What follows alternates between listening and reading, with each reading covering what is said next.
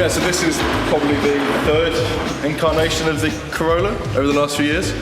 So we started off when we first built it on the CCW wheels, normal bodywork. Phase 2, bigger engine on the work wheels. A few other changes. Phase 3 is all the space framing, saving weight and a few other things. So part of the stuff we did last year was saving weight. So we got rid of the brick headlight. So these is one piece bonnet. So this is all part and it's carbon fibre and carbon Kevlar. And nice little details here to make it look like we got headlights, because we're not just going to have blanks or no headlights. We have changed the intake system this year, so instead of having the Gen V throttle bodies, we've general Gen V throttle bodies. General. We've gone for this big 120mm single intake. That's pretty cool. But where's the air? It feeds through this little hole here. No.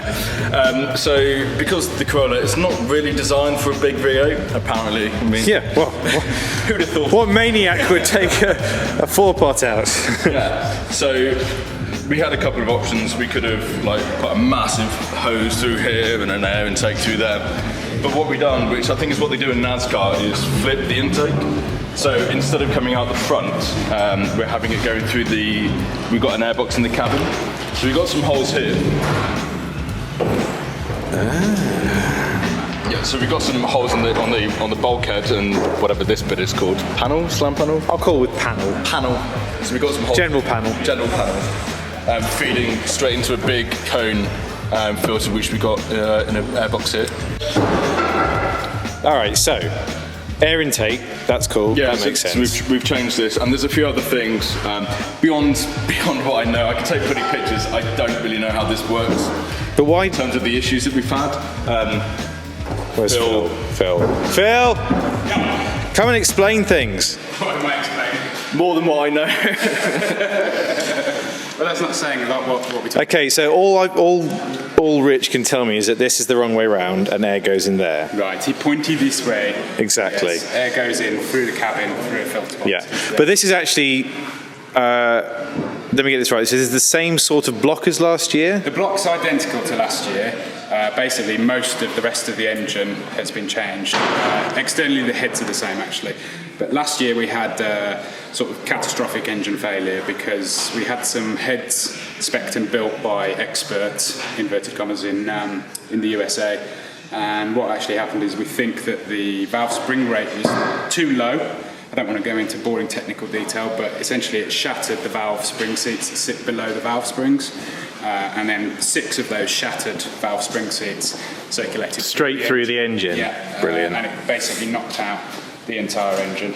So this is all rebuilt with some much better heads. The valve train in this is actually solid lifters, and it's all spec'd, including the new inlet by a guy called Tony Mama in the USA, who's well respected. And we've got some serious ponies out of it this year. Unfortunately, we don't know exactly what power. Just because it's continually spinning wheels still? Yeah, it just spins the wheels on the dyno, so really we need to get round to getting onto a hub dyno to find out exactly what the power figure is. Realistically though, we don't care because it's fucking mental. As long as it looks amazing. It's basically, it is. Every year I get in it, and every year it seems more terrifying. So obviously we're succeeding. Yeah, exactly. You know, you said, you mentioned that you still took ASCAR parts across. Actually one of the other issues with the engine, we were using an unusual amount of main bearings in the old blocks, and one of the theories that the new dry sumps provided by a guy called Bill Daly, who's the expert in dry sump systems, especially for LSs, and he actually mentioned to us, well, he asked how are we mounting the engine. And how we're mounting the engine is exactly how the original ASCAR engine was mounted in the ASCAR. So it has 2 normal solid mounts here, but actually the back of the block here is also solid mounted where the gearbox meets it. And what he was suggesting was that because this chassis isn't as rigid as the tubular frame ASCAR, that actually we're twisting the block with the forces because it has so much grip, it pulls so many Gs. That seems totally feasible to us, and so far, touch wood, since we've mounted it traditionally and we've got a little bit of give. They're not even solid engine mounts, but we've got 2 normal engine mounts and 1 gearbox mount at the back. Touch wood, it all seems to be working very well. The extra power is nice, but everything that we've done with the engine is about reliability. So, I mean, there's no guarantees with anything this complicated. Basically, every part of this car is something that somebody's built somewhere, or it's an aftermarket part that somebody's spec'd. So, there's no guarantees with anything, but. We're into the unknown with everything, really. Absolutely, but we can be totally confident that we have done absolutely everything in our power to make this as reliable as possible this year. So if something happens, then so be it, that's life. Yeah, so we managed to get a few practice sessions in this year. Throckmorton, wheels. It's where, sorry? Throckmorton. Do you mean Throckmorton? Throckmorton. Thruxton, Morton, Silverstone. So a new product for this year in the Driftworks shop is the new Geomaster 3. It's a collaboration between ourselves and Wisefab. And so this is a new product. This is one of the first sets off the production line, and we're using it this year. And this setup here as well on the front. I mean, this is all. This is so much Nixon cleaner and tidier. Motorsports work. Nixon's done some fantastic fabrication for us over the years. He's also responsible for the roll cage in the car, which is all of this is T45. And yeah, he's the guy to go to for anything like this, really. But what the space frame allows us to do is work very quickly and efficiently at track. When you say us, you mean everybody except for you. I like to think I have been known to fetch a spanner. Starkey is not allowed to touch spanners. No, I can fetch spanners. I can hold. This is all sounding very familiar to me. Yeah. Well, everything's useful. Everything's useful. I'm a tool in the Driftworks machine. You are a tool in the Driftworks machine. Than there was before. We've got this, so we don't have to hold it up. That's genius. Absolute genius. Lack of hands and anything is good. You know how few cars in the world have a pole, and you've got people wandering around cutting up broomsticks? Yeah. Which So we've done. at the back it's the same radiator setup. There's nothing very different to that. There's a Driftworks 350Z setup. That's it. There's a small water pump down there, electric water pump, which helps the water pump in the engine, which we've retained. Again, space frame by Nixon at the back. It's got a bit of give in it, and this is actually a Kevlar rear end built by our buddy Gaz. So what many people wouldn't have seen is we've spec'd some dampers on the rear space frame setup. So we went to Poland a few years ago to compete in the Drift Masters series, and Phil was running the ball, hitting the ball, and it was flicking the car in. Is that how you would describe it when you were touching? It was biting. It was into the wall because there was segments between each concrete block, which is quite dangerous. But yeah, it was basically grabbing the car. So the idea is this is not like fully collapsible, sort of go in about it's not cheat foot and a mode. half. No, that's cheating. But this will basically give us a little bit of give and hopefully return. Just without destroying the car, basically. There's not loads there, but It should be enough. that's the idea. Yeah. That's pretty good.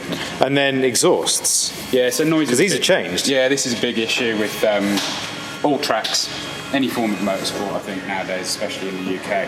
So the silencers on this reduce the dB quite a lot. I think we're down to sort of 104, 104 and a half, something like that, which is very quiet for a drift car, but combined with the gearbox row and the engine row, it still makes quite a good noise. Oh, and yeah, we've got some new parts to the Bill Daily dry sump system. So there's a new oil tank, which is a massive long tank. We've got a nice bagged fuel tank sitting directly behind me, but that's one of the safest tanks that you can get. It's all -16 oil lines, which are quite difficult to feed from the back of the car to the front of the car as well. So there's lots of complicated routing with that. I want to ask about their anti-roll bar, because I know that this has been giving you... This is the thing that we're trying to use to change the handling dynamic of the car. It's always been a complete animal on transitions. The idea is that we've gone up in thickness of the anti-roll bar here, which is basically just a replaceable bar here with splined ends, and these bolt onto it.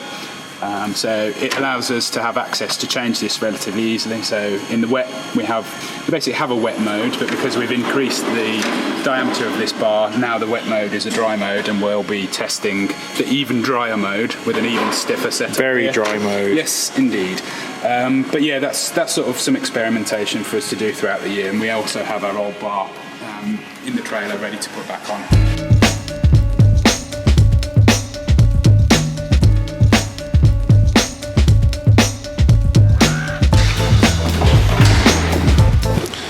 That looks a lot like manual labour to me. He thinks I don't do anything. It's the little hidden things that he doesn't see make the team.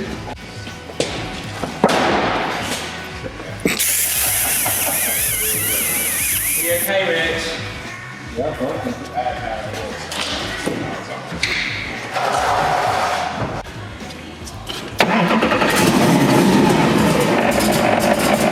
It's alive!